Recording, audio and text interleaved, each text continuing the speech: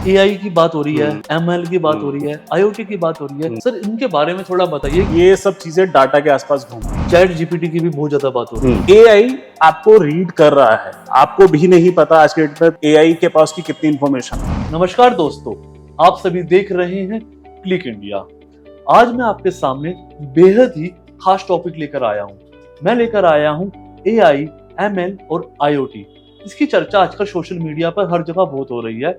एक नई तरह की टेक्नोलॉजी आई है, उसी के लिए हमारे साथ बड़े ही खास मेहमान मौजूद है रवि भाटिया, जो आईटी इंडस्ट्री से है और टेक्नोलॉजी के एक्सपर्ट है। सर आपका हमारे खास कार्यक्रम में बहुत बहुत स्वागत है। Thank you. सर हमें ये बताइए कि आपकी लाइफ की जो भी जर्नी है वो कैसी रही है और आपने क्या उतराव चढ़ाव देखे हैं आईटी में और टेक्नोलॉजी में।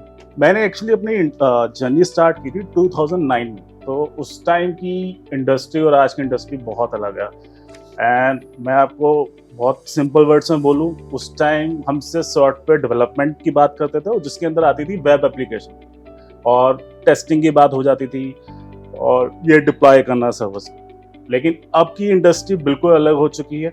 विद टाइम इतनी टेक्नोलॉजी, इतने पार्ट्स आ चुके हैं, मतलब कि एक जैसे कोई घर बनाता है बिल्डर, वो आर्किटेक्ट होता है, जैसे सॉफ्टवेयर में भी आर्किटेक्ट है। तो उस टाइम का अगर कोई सिविल इंजीनियर आर्किटेक्ट होगा 2009 का, वो शायद अभी भी सेम प्रैक्टिसेस फॉलो कर रहा होगा, बट हम बिल्कुल अलग हो चुके हैं। अब फॉर एग्जांपल अभी हम आज की डेट में डाटा को गोल्ड बोलते हैं आईटी इंडस्ट्री में। आज की इंडस्ट्री में अगर आप किसी को बोलोगे ना कि वेबसाइट बना दे, मोबाइल ऐप बना दे, ये बहुत आसान काम है, ये सबसे आसान काम है।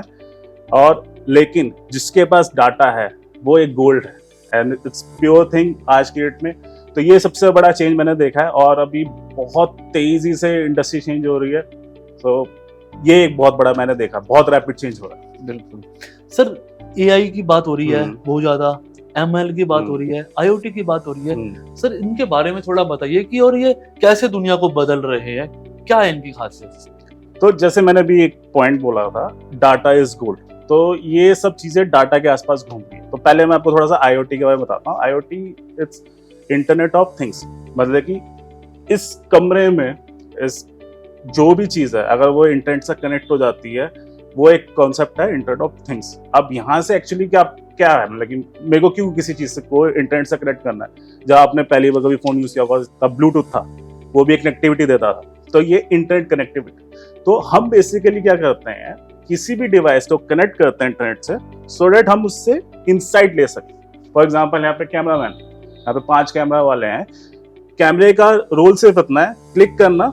मैं ऐसे एक स्टैटिक फोटो की बात कर रहा हूँ, वीडियो की, तो वो एक स्टैटिक वीडियो आपकी फोटो सेव करता है। बिल्कुल। लेकिन अगर मैं इसको आईओटी डिवाइस बनाता हूँ कि ये कैमरा मेरे इंटरनेट से कनेक्ट करे और मैं उसकी कोई डाटा सेव करता रहूँ, तो मैं ये भी बता सकता हूँ कि ये पर्टिकुलर कैमरा कितने क्लिक्स करता है, उसमें से कितनी एक्चुअल मेरे पास फोटो आती है जो मेरे काम की है, सो दैट, और इसकी बैटरी हेल्थ क्या है और इसकी अभी टेम्परेचर कैसा चल रहा है, या इसका कुछ भी। अगर मुझे इस कैमरामैन को जज करना है कि ये दिन में 1000 क्लिक करता है लेकिन उसमें से 5 ही काम किया, तो एक काइंड ऑफ डाटा था जिससे मैंने उसको जज किया। अब यहाँ पे आता है आपका एआईएम। तो आईओटी प्रोवाइड्स कि कोई भी डिवाइस आप कनेक्ट कर सकते हो इंटरनेट से और वहां पे आप उसका इंसाइट रखते हो। नाउ इस इंसाइट का करोगे क्या, दैट इज द थिंग जहाँ पे एआई आता है। एआई इज कुछ नहीं, उसको सिंपल भाषा में बोले कि आर्टिफिशियल इंटेलिजेंस। अगर आपकी इंटेलिजेंस की बात करता हूँ और मैं कहता हूँ तरुण ये कहता है बिकॉज उसके पास इंटेलिजेंस है, मैं उसको बोलूँगा ह्यूमन इंटेलिजेंस। लेकिन यही चीज कोई मशीन करती है जो कि एक आर्टिफिशियल है। End of the day laptop भी एक आर्टिफिशियल चीज है, तो उसकी इंटेलिजेंस को हम बोलेंगे artificial intelligence, which is AI. अब एआई के अंदर बहुत पार्ट होते हैं, तो एमएल उसका फर्स्ट पार्ट है। तो एमएल इज मशीन लर्निंग। अब मैंने बोला कि ये लैपटॉप है, ये एआई है, ये इसके पास अपनी आर्टिफिशियल इंटेलिजेंस है, ये कुछ भी कर सकता है। आप इसको बोलोगे कि मुझे एक एल्गोरिथम लिख के दे, ये लिख के देगा, बट वो कैसे लिखेगा उसको सीखना पड़ेगा।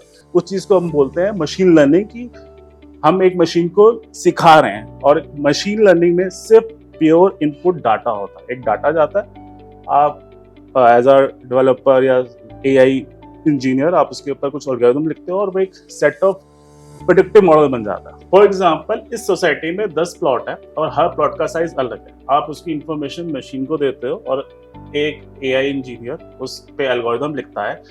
फॉर एग्जांपल अब उसके बाद 2 भाई रहते थे, उनका मर्जर हो जाता है और प्लॉट का साइज ऐसा बनता है जो कि पहले एग्जिस्ट नहीं करता था आपके डाटा, मतलब कि जो आपने मशीन लर्निंग होता है। नाउ ML का पार्ट क्या है, वो ऐसी चीज आपको प्रेडिक्ट करके देगी जो आपने उसको बताई है, जो अभी तक एग्जिस्ट नहीं करती थी, और उसकी एक्यूरेसी 99% के आसपास भी रह सकती है, इतना एक्यूरेट हो सकता है। तो फॉर एग्जांपल अगर मैं आपको दूसरी किसी इंडस्ट्री का बहुत अच्छा सा एग्जांपल दूं, हेल्थ इंडस्ट्री, अगर आपके पास 100 लोग हैं, आपके पास उनका हर 6 महीने का मेडिकल रिपोर्ट आता है, तो मे बी आप शायद एक टाइम के बाद ये भी प्रेडिक्ट कर सकते हो किसको कौन सी बीमारी हो सकती है। तो यहाँ पे ML का रोल आता है। ML is pure like data.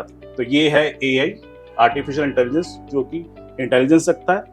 ML जो ये इंटेलिजेंस AI के सब पार्ट है, डाटा के थ्रू बनाता है, और IoT जो बेसिकली ये डाटा प्रोवाइड करता है। सर इसमें मैं एक चीज ऐड करूंगा, ज्यादा नहीं, चैट GPT की भी बहुत ज्यादा बात हो रही है, तो वो AI का एक पार्ट है। राइट, वो AI का पार्ट है। AI के अंदर आपको मैंने जैसे ML एक्सप्लेन किया, ML क्या है, वो डाटा पे काम करता है। फॉर एग्जांपल मैं एक ML पे पास जाता हूँ, मैं उसको बोलता हूँ कि मैं रोज ऑफिस जा रहा हूँ पिछले 10 साल से, इतने बजे जाता हूँ, इतने बजे जाता हूँ, ये मेरा पैटर्न है। अब मैंने उसको एक डाटा दिया है, एक हिस्ट्री इंफॉर्मेशन दी है, लेकिन जब मुझे कम्युनिकेट करना होता है तो हमारा AI के अंदर और पार्ट आते हैं जिसको हम डीप लर्निंग बोलते हैं, NPL बोलते हैं, नेचुरल प्रोग्रामिंग लैंग्वेज। वहां पे चैट GPT का रोल आता है, जहां पे वो आपसे 1 to 1 कम्युनिकेट कर रहा है। उसके पास लर्निंग तो है, लेकिन वो इमीडिएटली आपकी बात समझ रहा है। फॉर एग्जाम्पल आज के डेट में आपने देखा होगा कुछ मीम बन रहे हैं कि मोदी जी गाना गा रहे हैं, वो एक्चुअली मोदी जी थोड़ी ना है। तो वो इसी का पार्ट है, वो इतना एडवांस हो गया कि आप उसको बताओ कि मुझे इस आवाज में गाना चाहिए, वो करेगा। आजकल एक ये भी आता है, फेसबुक का भी शायद एक बीटा ऐप आ गया है, उसमें अगर आप इमेज की डिटेल दोगे कि एक हाथी एरोप्लेन चला रहा है, वो उसकी इमेज उसी टाइम प्रोसेस करके दे देगा। तो चैट जीपीटी उस कैटेगरी में चला जाता है जहां पर वो कम्युनिकेट भी कर रहा है और आपको आउटपुट भी देगा। और उसमें अब जैसे वीडियो का भी एक पार्ट आ गया है, या वीडियो एडिटिंग कर सकते हो उससे, बिल्कुल, जो बताओगे सारा कुछ उसका पार्ट चलता रहता है। हाँ जी। तो सर हमारे दर्शकों को ये बताइए कि थोड़े एग्जांपल देके कि AI, ML और IoT कैसे मतलब महत्वपूर्ण प्रभाव डाल रहे हैं। देखो, इनका सबसे इम्पोर्टेंट जो इन्फ्लुएंस है ना, वो रहता है आपकी प्रेडिक्टिव नेचर का रखना। फॉर एग्जांपल अभी आपने देखा होगा बीच में एक मजाक भी चलता था कि आपके एंड्रॉयड फोन में माइक लगे हुए हैं, आप अपनी किसी फ्रेंड से या वाइफ से कुछ डिस्कस करते हो, थोड़ी देर बाद देखते हो आपको वो ऐड दिख रहा है। तो लोगों ने उसको बड़ा मजाक उड़ाया था एक टाइम पे कि ये माइक लगे हुए हैं हमारे फोन पे। ऐसा मैं नहीं, कैसे पता लग जाता है कि ये हम कर रहे थे। तो उसके 2 पार्ट है। मैं उस कंट्रोवर्शियल पे कमेंट नहीं करूंगा कि माइक थे कि नहीं थे, बट मैं AI के पॉइंट ऑफ व्यू से इसका आंसर देने का ट्राई करता हूँ। AI आपको रीड कर रहा है, आपको भी नहीं पता आज के डेट में तरुण जी या मुझे, यहाँ पे कोई भी है कि AI के पास की कितनी इंफॉर्मेशन। फॉर एग्जाम्पल अपने Amazon का अलेक्सा भी देखा होगा, अलेक्सा कुछ भी नहीं है, उसके पास 3 ही चीजें हैं, स्पीकर जहाँ से आवाज आती है, ट्रांसमीटर और माइक से जो आपने बोला, ट्रांसमीटर से वो उसको भेजता है अपने क्लाउड पे। उसके पास कुछ नहीं, ये भी प्योर एक IoT का एग्जांपल है अलेक्सा हमारा। तो ऐसी फेसबुक पे आप कुछ भी स्क्रॉल करते हो, गूगल पे आप कुछ भी सर्च करते हो, उसको आपका पैटर्न ऑलरेडी पता है कि अगर तरुण ने आज ये चीज सर्च करी है, उसको नेक्स्ट ये चीज चाहिए होगी। और हमें कुछ थैंक्स टू रेडियो मीडिया हमें लगने पड़ा कि हमारे फोन में माइक है, इस वजह से उनको पता लग जाता है कि वो हमारी बात सुन रहे थे। But it's more like predictive. और जो आपका क्वेश्चन था वो यही है, ये बिजनेस में बहुत हेल्प करता है। जब आपको कुछ सेल करना होता है, आप प्रेडिक्ट कर सकते हो किसी का nature. So that's I hope मैंने एक कनेक्टिविटी दे दी होगी कि एक्चुअली में AI आपको कहाँ हेल्प करा। तो बिजनेस पॉइंट ऑफ व्यू से ये प्रेडिक्टिव हो जाएगा और आपको सेल्स में बहुत अच्छा बूम मिल सकता है। और सर AI और MI का किस सेक्टर पर सबसे ज्यादा अधिक प्रभाव पड़ेगा? जहां पे डाटा इन्वॉल्व है। मैं आपको बहुत ओपनली एक चीज बोलता हूं, आप बिजनेस खोल लो और बोलो मुझे AI करना है, ML करना है, लेकिन आपके पास डाटा ही नहीं है तो बिल्कुल आपके लिए यूजलेस है। तो ये वहीं पे हेल्प करेगा जहां पे आपके पास बहुत डाटा है। एजुकेशन, बहुत सारे स्टूडेंट्स का डाटा है, बहुत सारे टीचर्स का डाटा है। हेल्थ, बहुत सारी मेडिकल रिपोर्ट्स आती हैं। ऑफिसेज हो गए, बहुत सारे एम्प्लॉयज आते हैं, बायोमेट्रिक में एंट्री करते हैं। तो जहां पे डाटा इन्वॉल्व है वहां पे होगा, जहां पे डाटा नहीं है वहां पे देयर इज नो पॉइंट। कुछ भी अगर आप नई कैटेगरी मार्केट में ला रहे हो जिसका डाटा एग्जिस्ट नहीं करता, ये कहीं काम नहीं रहेगा। और वेरी फ्रैंकली स्पीकिंग हर जगह डाटा है तो आपको चाहिए ही होगा। तो सर डाटा की बात हो ही गई, तो एक लाइन के अंदर हमारे थोड़ा सा दर्शकों को ये भी बता दीजिए, एक वर्ड और है, बिग डाटा। ये बिग डाटा क्या है? बिग डाटा एक स्टोरेज कॉन्सेप्ट है। अभी हुआ है क्या, सबको तो लगा डाटा गोल्ड है। अब डाटा को स्टोर करने के लिए पहले हम बहुत बेसिक इंफ्रा यूज करते थे, लेकिन इंफ्रा में क्या आप किसी चीज को सेव करते हैं। फॉर एग्जांपल आज से शायद 25-30 साल पहले रजिस्टर चलते थे बैंक्स में, पोस्ट ऑफिस में। अब उसमें अगर कोई आके बोलता था कि 1 साल पहले का मुझे वो इन्फॉर्मेशन दो, तो उनके लिए बहुत पेन था, वो ढूंढते थे। और यहीं पे अगर आपके पास लैपटॉप है या डेस्कटॉप आप सर्च करते, तो ये एग्जांपल है कि हमें पुरानी स्टोरेज कन्वीनियंस से आगे जाना पड़ेगा। तो बिग डाटा भी वही है। एक्चुअली में आप लैपटॉप की स्टोरेज तो यूज कर रहे थे, लेकिन आपको उसको अपग्रेड करना ही था। तो बिग डाटा जैसे उसका नाम है, ये बहुत बड़े डाटा को स्टोरेज के लिए होता है, और इसमें आईओ ऑपरेशन बहुत छोटा होता है। आईओ ऑपरेशन मींस कि आप कुछ भी सर्च करते हो, उसका रिस्पॉन्स कितनी जल्दी आता है। हमें लगता है कि फटाफट आता है लैपटॉप में, बट वो मिलीसेकंड से बहुत मैटर कर जाते हैं। सर अगर थोड़ी पुरानी बात करें सर, अगर मैं 90 की दशक की बात करूं, तो सर उस टाइम पर लोगों को जॉब्स मिली थी जब सॉफ्टवेयर डेवलपमेंट आउटसोर्स हुए थे।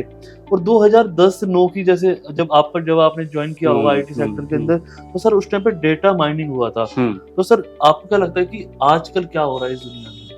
अभी देखो AI/ML बहुत अच्छा एक्सपेंड कर चुका है। अभी स्टिल मेरे ख्याल से बहुत एक्सपोजर बाकी है, बट ये बहुत अच्छे ट्रैक पे जा रहा है। और हर 6 महीने में आपको कोई ना कोई नया प्लेयर दिखेगा मार्केट में, जो एक नई ऐप या नई स्टार्टअप लेके आएगा जो पे करेगा। एंड विद टाइम इसका नेक्स्ट फेज भी आ सकता है। फॉर एग्जाम्पल जैसे सबको पता ही होगा, फेसबुक मेटा बन चुका है, तो metaverse is the next step, जो जहाँ पे AI, IoT इन सब का बहुत बड़ा रोल रहने वाला है। तो लेकिन अभी very safer side I would say, अभी AI/ML को बहुत मैच्योर होना बाकी है। बट हाँ, हम इतने मैच्योर हो चुके हैं कि इसका पॉजिटिव इम्पैक्ट आप देख सकते हैं। सर AI की बात हो रही है, ML की बात हो रही है, IoT की बात हो रही है, बहुत ज्यादा बात हो रही है, ठीक है। सर अगर बात की जाए तो इनका हम जॉब्स पे कितना असर पड़ेगा अगर ये इतना एडवांस है? तो उदाहरण के तौर पे बात की जाए तो 1985 का टाइम जब था, उस टाइम पे बात हो रही थी कंप्यूटर आया था जब, कि ये बहुत लोगों को बेरोजगार कर देगा। तो इस तरीके से आज 2023 चल रहा है, इतनी ज्यादा एडवांस हो गई सब चीजें, इस पर नौकरी के सेक्टर पे क्या असर पड़ेगा? देखो मेरे ख्याल से ना, इसका आंसर ज्यादा ट्रेंड्स पे मैटर करता है। जब राजा महाराजा थे तब सैनिक तलवार से लड़ते थे, बट एक टाइम के बाद फिर गन आई, उसके बाद कोल्ड वॉर आया, उसके बाद अब शायद मनी वॉर है। तो वॉर तो था, बस उसके सोर्सेज चेंज होते हैं। तो ऐसी यही है, जो 1985 में जॉब्स थी वो कन्वर्ट होकर 2010 में कुछ और बन गई, लेकिन अब आगे जाके कुछ और बनेगी। और जैसे भगवत गीता में कृष्ण जी ने भी कहा कि प्रगति का एक ही नियम है, प्रगति। तो ये प्रगति होती रहेगी। हाँ, ये जरूर है कि जो आज जॉब है, there is a very good chance 50 साल के बाद ना रहे, बट देयर इज 100% चांस कि ऐसी और जॉब आएगी जो आपको एक्सपोजर देगी। सर कुछ एग्जांपल देके बता सकते हैं कि AI, ML और IoT जैसे छोटे जो व्यवसाय होते हैं, जो मतलब एंटरप्रेन्योर कह सकते हैं, उनको कैसे फायदा पहुंचा सकती है? और उनके लिए भी है जो तकनीकी उद्योग से नहीं है जुड़े, उनको कैसे फायदा हो सकता है इससे? देखो सबसे अच्छा एग्जांपल जैसे मैं अभी आपको बताया था, वो एंड्रॉइड का माइक वाला जैसे हमें लगा था, तो वो एक मार्केट थी। तो मार्केट रिसर्च बहुत अच्छी है। फॉर एग्जांपल अगर आपको कोई नया बिजनेस करना है, आपको ब्लैंकेट बेचना है, कंबल बेचना है, लेकिन आपको अगर आप उसको शायद चेन्नई में जाके बेचोगे तो वो एक बेवकूफी है, बिकॉज वहां पे विंटर्स आती नहीं, ये मुझे पता है। लेकिन अगर आप नया बिजनेस करने जा रहे हो तो ऐसी बहुत चीजें होती है शायद आपको ना पता हो। अब जैसे मुझे इसी का मैं एग्जांपल देता हूँ।